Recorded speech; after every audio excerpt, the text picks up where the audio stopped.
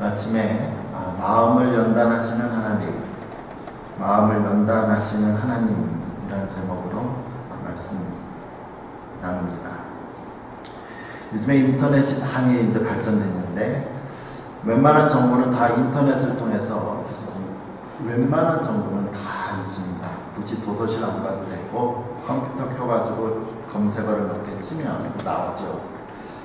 제가 말씀을 준비하면서 인터넷에 가서 어떤 표현을 검색을 해봤냐면 이런 표현을 찾아봤습니다. 돈 때문에 살인, 돈 때문에 사람 죽인 거, 돈 때문에 살인이라는 단어를 잘못 딱 써봤어요. 그랬더니 너무나도 많은 기사들이 나왔습니다. 돈 때문에 사람을 죽인 기사들이 너무너무 많이 나왔죠. 전혀 모르는 사람을 죽인 경우도 많았지만 어떤 경우는 정말 자기를 낳아주신 부모님 아니면 여러 가지 이유에서 별거나 헤어진 그 전 배우자를 죽이는 기사를 제목을 봤습니다. 또 보니까 많은 돈 때문에 사람을 죽인 게 아니라 어떤 때는 겨우 15만 원. 한국에서 카페 여자 주인, 50대의 여자 주인을 15만 원 때문에 죽인 기사도 봤습니다. 너무나도 재밌고 놀랍고 신기한 것은 돈 때문에 살인이라는 제목을 제가 야후.com에서 올려놨더니 뭐가 나왔냐면 이런 책 제목이 나왔습니다. 사람들은 왜 돈 때문에 살인을 하는가? 그래서 무슨 내용인가 제가 북 서머리 된 걸 읽어봤는데 그 책에 의하면 1908년에 뉴욕 브루클린에 태어났으니 1970년에 이제 사망한 학자 메슬로우라는 사람의 이론을 올려놨습니다. 5가지 욕구가 있다고 인간의 5가지 욕구를 이 사람이 얘기를 하죠. 근데 이 5가지 욕구를 이루기 위해서는 꼭 돈이 필요하다 합니다. 이 사람이 5가지 욕구를 하는데 크게 2가지는 하위 욕구, 그 다음에 또 나머지 3개가 상위 욕구로 되어 있습니다.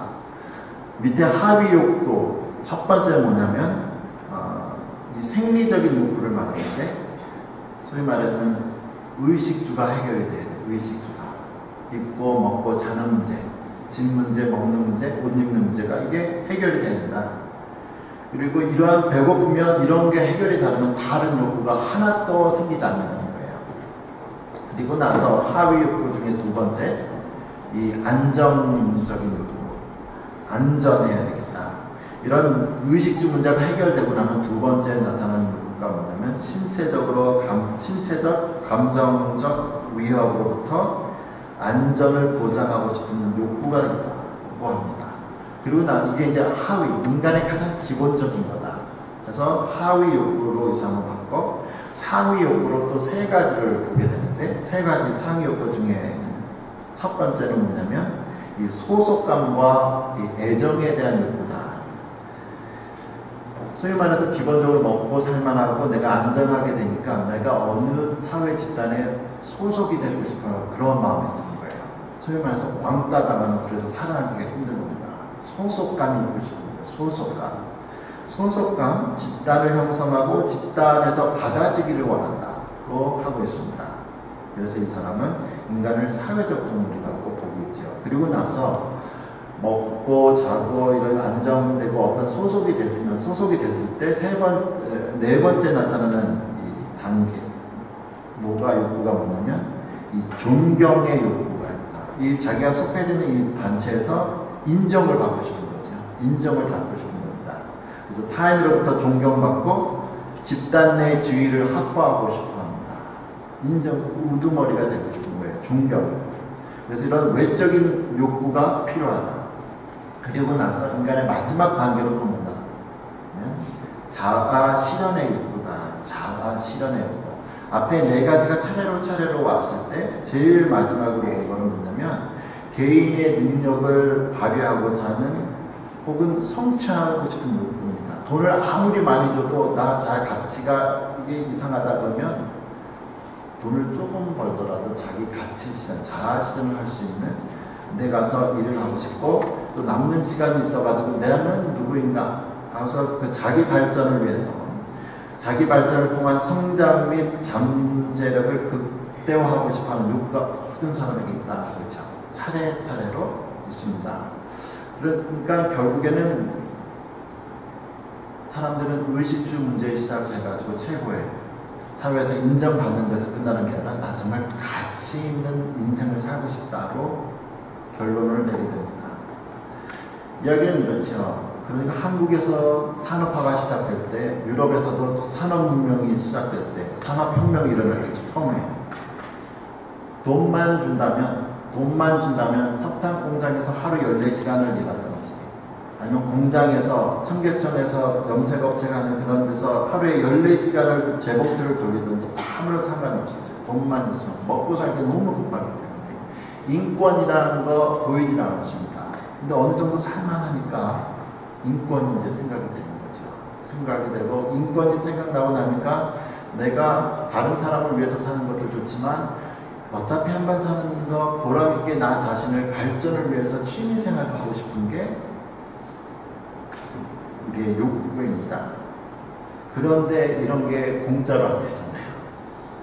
취미생활 하려면 일하는 시간이 줄여져야 되니까 그러기 위해서는 일하는 시간에 예전에 10불을 벌었으면은 일하는 시간을 줄이려면 반으로 줄이려면 20불 벌어야 된단 말이에요. 그게 어느 날 하루아침에 안 되잖아요. 어떻게 해요? 남들이 타고 다니고 싶은 것들 다 타고 싶고 남들이 들고 다니고 싶은 것 나도 다 들고 싶으면 돈이 필요하단 말이에요. 돈이. 그래서 돈 때문에 싸우게 되고 범죄가 일어나고 돈 때문에 안 좋은 일들이 많이 일어날 수 있다라는 겁니다. 그런데 우리가 읽은 성경 본문은 사람의 행복이 돈으로 되지 않는다. 분명히 1절에 말씀하고 있습니다. 1절 말씀에 마른 떡 한 조각만 있고도 화목하는 것이 고기 덩어리가 제육이 집에 가득하고도 다투는 것보다 나옵니다. 사람들은 가난해도 행복할 수 있다라는 거죠. 물론 사람들은 돈이 많다고 해서 항상 불행하지 않습니다. 거꾸로 말해서 가난하다고 해서 항상 행복한 것도 아닙니다. 돈은 없으면 없는 대로 또 있으면 있는 대로 사람에게 시험거리가 됩니다. 돈이 너무나 없어서 힘들어하고 다투는 가정도 많이 있거든요. 결국에는 돈의 많고 적음이 문제가 아니라 그 돈을 대하는 사람의 마음이라고 말합니다. 그래서 성경은 디모데전서 6장 6절에서 이렇게 말씀하죠. 그러나 자족하는 마음이 있으면 경건은 큰 이익이 있느니라. 자족하는 마음이 있으면 큰 이익이 있느니라. 예전에 미국에서 최고로 부자였던 락커펠러한테 기자가 묻지요. 너무 부자니까 도대체 돈이 얼마나 많이 있으면 당신은 행복하겠습니까? 그랬어요. 락커펠러가 이렇게 대답했습니다. 지금보다 조금만 더 있습니다. 한이 없다는 거예요. 마음에 자족하는 마음. 근데 바울은 이야기를 합니다. 이러한 자족하는 마음을 배워나갈 수 있다는 거예요. 빌립보서 4장 11절에 바울은 이렇게 얘기합니다. 내가 궁핍함으로 말하는 것이 아니라 어떠한 형편에든지 나는 자족하기를 배우노라. 나는 자족하기를 배우노라. 그래서 한국의 선교사님들이 지금 미국 다음으로 최고로 많이 나가 있는데 선교사님들이 한국 사람들이 선교사 체질이라는 거예요. 그 이유가 한국 사람들은 침대 뭐 이런 거 필요 없어요. 침대도 필요 없습니다. 방 하나면 다 되고요. 밥상 하나면 돼요. 상 하나면 돼요. 상 하나 갖다 놓고 밥 올려놓으면 그 상이 밥상이 되고요. 상에서 이렇게 빼놓고 거기다가 책상 올려놓으면 책 올려놓으면 그게 공부방이에요. 그래도 그렇지 않으면 이제 이렇게 쳐놓으면 그 옆에다가 방 하나에다가 이불 깔아놓으면은 그게 이불에다가 카드나 화투를 치면 이게 도박장이 되고요. 덮고자면 이게 침대가 되고요. 거기다가 요가 하나 놓으면 이게 화장실이 돼요. 한국 사람 전천으로 어디서나 다 살아남을 수 있다는 거예요. 우리는 다 그런 가능성이 있습니다. 내가 궁핍함으로 말하는 것이 아니라 어떠한 형편에든지 나는 자족하기를 배웠다. 힘들지요. 힘들어요. 서양 선교사님들이 침대에서만 자다가 바닥에서 자면 힘들어요. 그런데 만족하는 것, 지금 가지고 있는 것에서 자족하는 것도 배워나갑니다. 제가 미국에서 신학교 바이블 칼리지를 다닐 때 조그만 학교였죠. 조그만 학교였는데 기숙사에서 살았습니다. 어차피 건물도 몇 개 안 되고 조그만 학교니까 왔다 갔다만 다 하고 학교에서 일하고 먹고 자고 공부하고 다 해결이 돼요. 굳이 차가 필요 없었습니다. 제 앞에, 제 기숙사 바로 앞에 방에 남자 학생 요나단이 살고 있었는데 얘가 대학생 2학년이었는가 그래요. 되게 가난한 집에서 왔습니다. 캔사스에서 왔는데 제가 땡스기빙데이 친구네 집에 한번 같이 가자고 해서 가봤는데 가보니까 그 트레일러 있죠. 화물 나가는 트레일러 이 두 개를 연결해가지고 그걸 집으로 개조해가지고 거기 화장실 있고 베스 있고 부엌 있고 애들이 살더라고요. 어머니 아버지 그 다음에 삼남매가 그렇게 살고 아주 가난한 동네에서 가난하게 사는 아이였습니다. 열심히 공부해서 대학 고등학교 때 졸업할 때도 프레지던트 상도 받고 미국 대통령 상도 받고 이 친구가 그 학년 거의 1등 했던 걸로 기억이 나는데 학교에서 파트타임으로 한 거는 일하는 거는 쓰레기 청소 여자 기숙사 남자 기숙사 쓰레기 다 갖고 사무실마다 식당마다 쓰레기 걷는 일이 걔가 하는 일이었어요.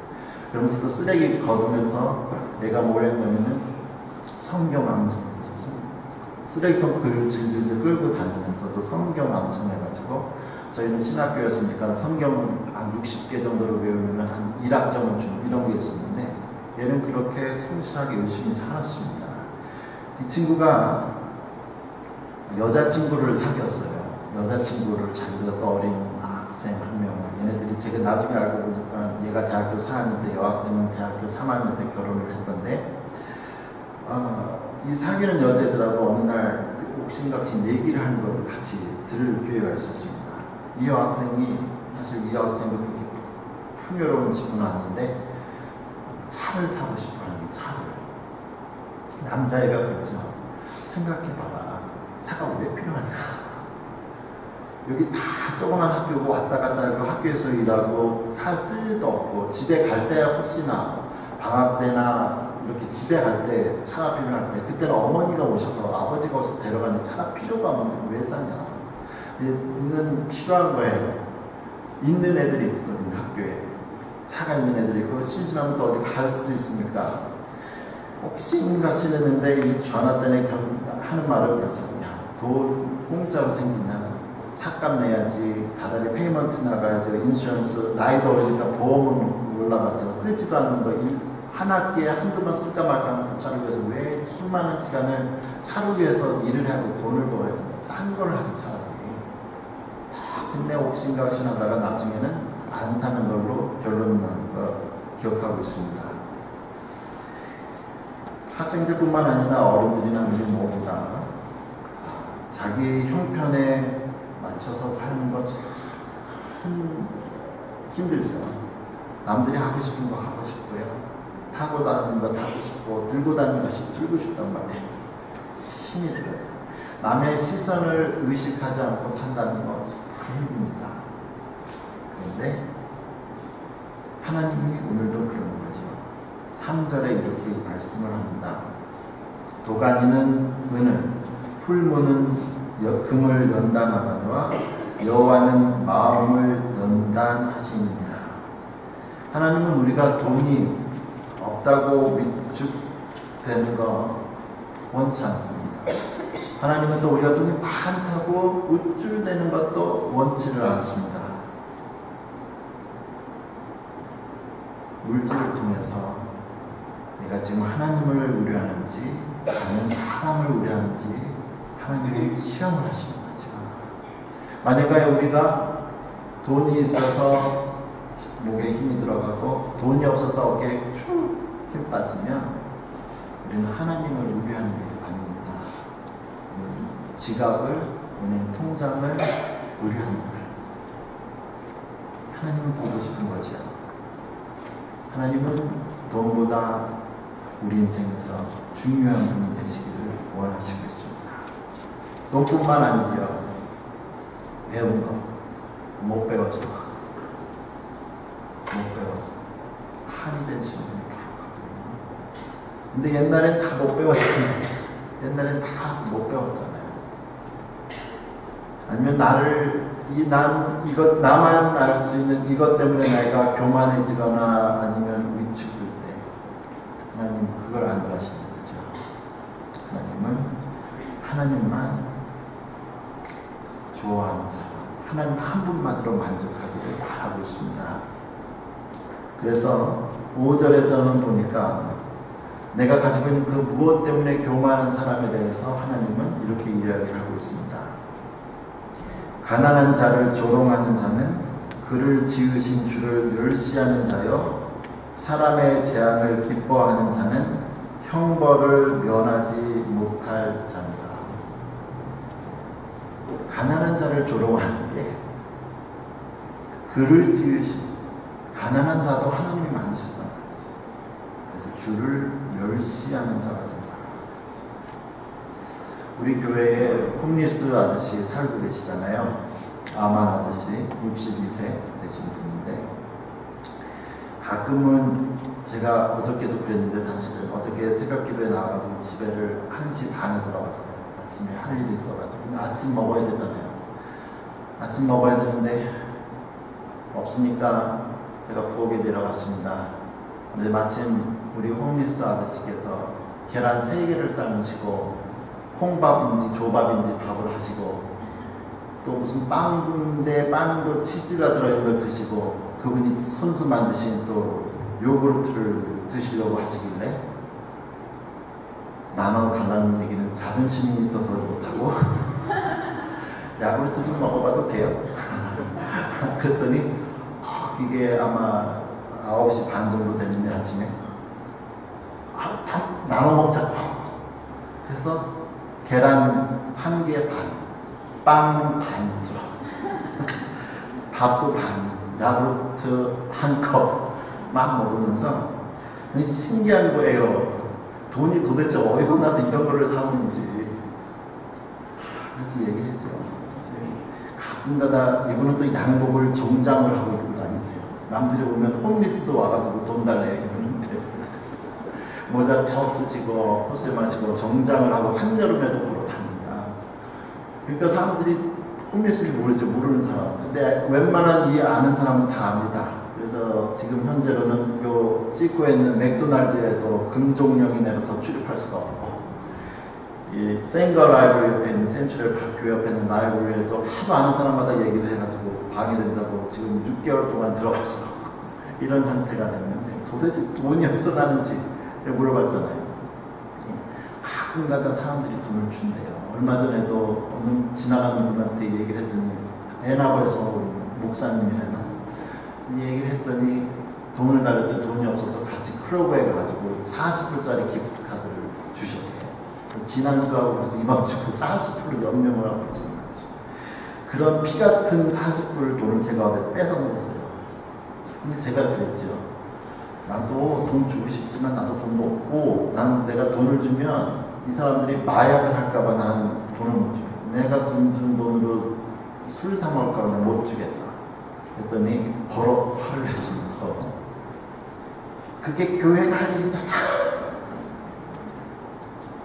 그 사람이 네가 당신이 준 돈을 가지고 어떻게 쓰면 그는 하나님이 그 사람한테 물을 거고 당신은 거지들이 오면 소위 말해서 오면 있으면 없으면 뭐 있으면 교회 어떻게 쓰는 상관없지. 알바 당신 줘야 될 의무가 있다는 생각으로 또 끊는 소리를 지금 밥 잘 먹고 올라왔어요. 아침에 제 방에 있는데 한 11시 정도에 바깥에서 제 방에 누가 오는 교회에 들어오는 게 보이더라고요. 첫 보면 홈리스인지 알잖아요. 하도 많이 그런 일을 보니까 우리 교회 위치상 또 홈리스가 왔네. 돈을 줘서 보내야 되나. 아침에 한 얘기가 생각나는 거예요. 그 사람이 어떻게 생각하든 도와줘야 돼. 그래가지고 무시하려고, 바깥에서는 제가 안 보이거든요. 무시하려고 있는데 제 사무실 바로 앞에 창문 어떻게 그 앞에까지 와가지고 불 켜 있는 걸 봤는지 도와달라네요. 나갔죠. 나갔더니 자기 텍사스에서 왔대요. 2주 됐대요. 겨울잠바 입고 있더라고요. 텍사스 오신 분은 어저께 여기가 추웠나 봐요. 감기 걸렸네. 콧물로 계시네. 뭘 어떻게 해주면 좋겠습니까? 기프트 카드 있는 교회. 다른 교회 가면 기프트 카드를 준대요. 5불, 10불짜리. 그건 없고, 점심시간도 되고 하니까 저희 타코발 가서 식사합시다. 사드릴게요. 가다 보니까 감기가 걸려서 옆에 게스 스테이션 있잖아요. BP 게스 스테이션에 감기 와갖고 타이네롤 사면 감기 콧물은 떨어질 거니까 타이네롤하고 어차피 거기 있는 거 샌드위치도 있으니까 사주려고 갔어요. 이거 나중에 다 교회 청구합니다. 안 할지 모르겠는데 지금 갈등 중. 근데 이분이 뭐 샀죠. 샌드위치랑 커피. 근데 제가 타이네롤을 찾고 했어요. 계산을 했죠. 계산을 했고 9불 얼마래요. 걸어 잘 가라고 하고 있는데 보니까 커피값 1불 19센트를 계산을 안 했어요. 그래서 이상하다. 내가 홈리스 사람을 사주는 줄 알고 그 캐시어도 그냥 1불 19전은 그냥 물값이니까 버리는 셈치고 계산을 안 했나. 이걸 또 돌아가서 또 여기 얘기를 해야 되나. 여러 가지 순간 갔죠. 그냥 복잡하게 하지 말자. 복잡하게 1불 19센트 가지고 또 가서 계산 안 한다고 이런 거 하지 말고 그냥 저쪽에서도 그냥 홈리스 커피 공짜 했나 보다. 좋게 그냥. 그래서 제가 와서 계속 이제 말씀 준비하고 있는데 도가니는 은을 흠은 금을 연단하거니와 여호와는 마음을 연단하시니라. 다시 돌아갔잖아요. 걸어서 가가지고 또 왔어요. 방금 전에 뭐 계산했는데 우리 영수증을 보니까 커피값 1불 19센트를 계산 안 했네요. 계산하러 왔어요. 그랬더니 그냥 가세요. 그냥 가세요. 날마다 우리가 살아가면서 수많은 유혹들이 많잖아요. 금전 문제에 대해서 크고 작고 간에 아니면 사람들에 대해서도 많단 말이에요. 하나님 그걸 보시는 것 같아요. 보시고 계시고. 그뿐만 아니라 하나님이 나를 테스트하는 것은 물질뿐만이 아니죠. 9절에는 이렇게 이야기하고 있습니다.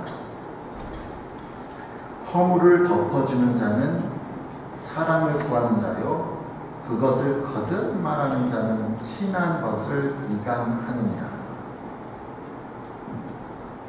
허물을 덮어준다 라는 이 표현을, 이 맹지라는 사람은 뭐라고 얘기했냐면 잘못을 못 본 채 한다는 뜻이 아니라 그의 모든 실수를 이해하고 용서해 준다는 의미로 친구의 허물로 인하여 입은 피해를 관용하고 그를 사랑하는 마음으로 감싸려는 태도를 말한다. 이 본문이 어떻게 해설이 되는가, 다른 학자들은 어떻게 보는가 해서 책을 좀 봤더니 이런 표현이 있었습니다. 이 본문의 해설이 담긴 이와는 반대로 상대의 허물을 거듭 말하며 드러내는 것은 그의 허물을 고치게 하려는 의도보다 그 허물을 드러내어 그를 헐뜯으려는 의도가 담긴 것으로 이러한 행동은 결국 감정적인 대립을 야기시켜 다툼을 일으키는데 이는 미련한 자들의 특성의 하나이다. 우리가 다른 사람의 허물을 계속 얘기하는 동기가 뭐냐고요. 정말 그 사람 잘 되도록 얘기하는 건지, 아니면 또 잘 걸렸다, 잘 걸렸다 말해, 너 당해봐라 하고 얘기하려고 하냐. 우리 예수님은 형제들의 허물에 대해서 어떻게 대해야 될지를 마태복음 18장 15절 17절에서 이렇게 이야기해 주시고 있습니다. 내 형제가 죄를 범하거든 가서 너와 그 사람만 상대하여 1대1로 하라. 너와 그 사람만 권고하라. 만일 들으면 내가 내 형제를 얻을 것이요 만일 듣지 않거든 한두 사람을 데리고 가서 두세 주민의 입으로 마을마다 확증하게 하라. 한 사람에서 두세 사람, 하나 1대1로 안 되니까 둘로. 그래도 만일 그들의 말도 듣지 않거든 교회의 말하고 교회의 말도 듣지 않거든 이방인과 세리같이 하라. 예수님이 허물 있는 사람을 봤을 때 어떻게 당장 교회에다 얘기하고 인터넷에다 얘기하고 이메일 돌리고 페이스북 올리고 사역 난전히 매등시켜. 이게 아니라 사람 살려기잖아요. 마태복음 18장 내용 전체가 그렇습니다. 바로 앞에 내용으로 사람 실족시키지 마라 얘기하면서 지금 이 본문을 주시고 있어요. 1대1로 작기 시작해라. 잘못 생각하면 그 사람 매장 나옵니다. 사회에서. 요즘에는 얼마나 빨라요. 말 없는 말이 천리를 간다 그러는데 좋은 것뿐만 아니라 인터넷에 하나 올려놓으면 한국의 연예인들 자살하잖아요. 엉뚱한 소문 납니다. 함부로 하지 말고 1대1로 그래도 안 되면 교회의 장로님들 불러서 얘기해라.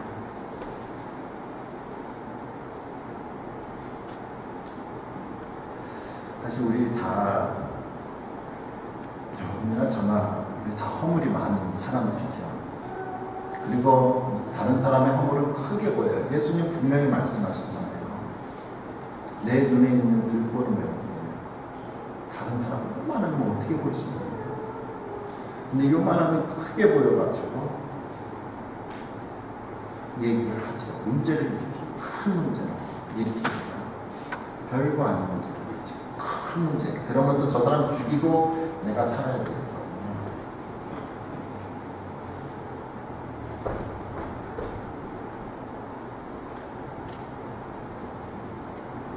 그게 바로 마음을 단련하는 거예요. 내 욕심 같아서는 하고 싶은 얘기 다 하고 떠고 온 세상 알려야겠는데 저 사람 괘씸해가지고 좀 당해봐라는데 그렇게 하지 말아요. 그렇게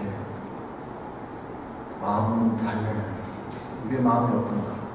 하나님 마음처럼 허물을 덮어주라.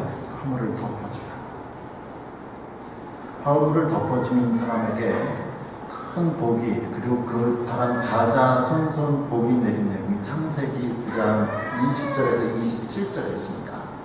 노아의 홍수 이후에 살아남은 사람이 노아의 가족과 세 아들과 그들의 부인 8명만 있었는데 노아가 포도 농사를 짓고 나서 포도주를 마시고 자요. 근데 몸에 술이 들어가서 몸이 더우니까 중동 지방에서 옷을 다 벗고 자요. 상체와 아래까지 다 벗고. 그때 빤스가 없었나 봐요. 성경에 보니까 하체가 그대로 다 나타나요. 아버지가 술 취하고 있는데 작은 아들 함이 와서 봅니다. 아버지가 보니까 벌거벗고 자요. 밖에 나가서 형들한테 얘기해요. 아버지가 빨개 벗고 자요. 형들이 다른 형제들은 듣고서 어떻게 성경을 보니까 아버지가 저기 계시면 정면으로 보면 아버지 이게 무슨 짓이에요. 창피하게 술 좀 곱게 좀 드시죠. 그랬었는데 성경에 보니까 아버지가 저기 계시면 그 텐트에 들어갈 때 벌거벗은 모습 아버지 모습 안 보고 두 아들이 뒤로 걸어가죠. 뒤로.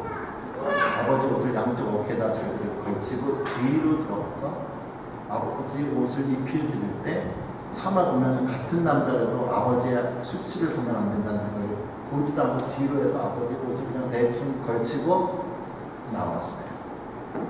자고 일어나 보니까 노아가 보니까 자고 있던 옷이 틀려요. 상황을 발견한 거죠.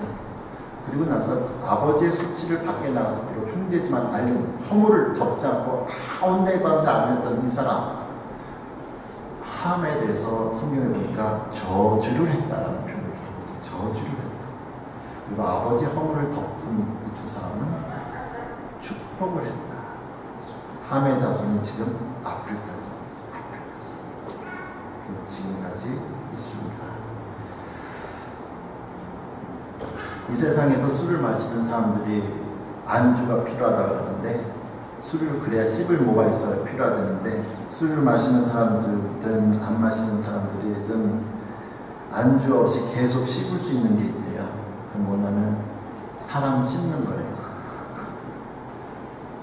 사람 씹는 맛이 그렇게 고소하고 재밌대요. 특별히 앞에 없는 사람 씹을 때 아주 기분이 좋대요. 그런데 성경은 허물을 덮어줘요. 그러고 보니까 예수님이 우리의 허물을 그렇게 덮어주셨습니다. 이사야서 구약성경 이사야 53장 5절에 말씀하시기를 그가 찔림은 우리의 허물 때문이요 그가 상함은 우리의 죄악 때문이라 그가 징계를 받음으로 우리는 평화를 누리고 그가 채찍에 맞음으로 우리는 나음을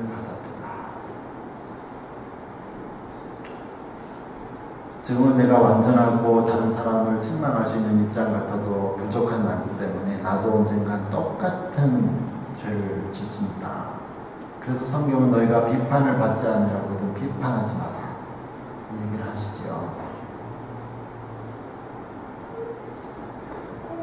그 모습 보여주시기 위해서 허물 덮는 것 보여주시기 위해서 예수님께서 여러분과 저의 허물을 덮고 죽으셨습니다. 이제는 우리 차례입니다. 우리 차례. 다른 사람의 허물을 못 본 척하는 게 아니라 덮고 나아가야지. 이거 속상해요. 저거 속상해요. 그러면 앞으로 못 나가요. 앞으로 나아가야지. 지금 대한민국과 독도가 일본이 계속 중요한 문제지만 그 문제로 지금 나라가 시끄럽잖아요. 독도 문제. 해결이 잘 됐으면 좋겠고 개인도 문제도 풀려고 하면 힘들어요. 하나님께서 은혜를 주셔서 우리 모두가 허물은 덮어주고 가려주고 잘하는 점은 세워주고 칭찬해주는 가운데 행복한 여러분의 삶 되기를 축원합니다.